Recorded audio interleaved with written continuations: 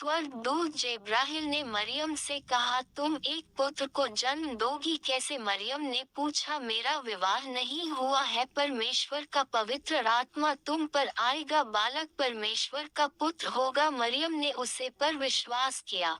मरियम की मंगनी यूसुफ के साथ हुई थी, पर उसने उसकी कहानी पर विश्वास नहीं किया, इसलिए स्वर्गदूत उसके पास भी आया। मरियम झूठ नहीं बोल रही है, उसका बालक परमेश्वर का पुत्र होगा, तुम उसका नाम यीशु रख। कई महीने बीत गए, तब वह बैतलहम यूसुफ में शहर सरकार के पास नाम लिखाने के लिए यात्रा करके गए। उसे लंबी यात्रा के बाद मरियम के जन्म देने का समय आ पहुंचा। बैतलहम में सभी सराय भरी हुई थी। इस तरह से परमेश्वर का पुत्र एक अस्तबल में पैदा हुआ, कपड़ों में लपेटा गया और एक घास के बिस्तर पर रखा गया। उन्होंने उसका नाम यीशु रखा। से रात को एक स्वर्गदूत बैतलहम के निकट पहाड़ियों में कुछ चरवाहों पर प्रकट हुआ। सुसमाचार स्वर्गदूत ने कहा, तुम्हारा उद्धारकर्ता पैदा हुआ है, वह बैतलहम में एक चरनी में रखा हुआ है।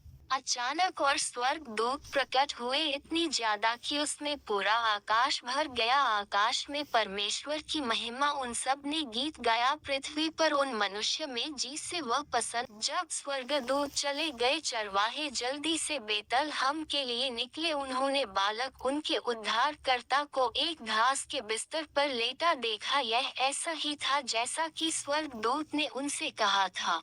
चरवाहों के यीशु को देखने के बाद वह शहर में से होकर गए। वह बहुत उत्साहित थे। उन्होंने जो हुआ था वह सबको बताया और उन्होंने परमेश्वर की उसे सब के लिए जो उनसे किया था प्रशंसा की।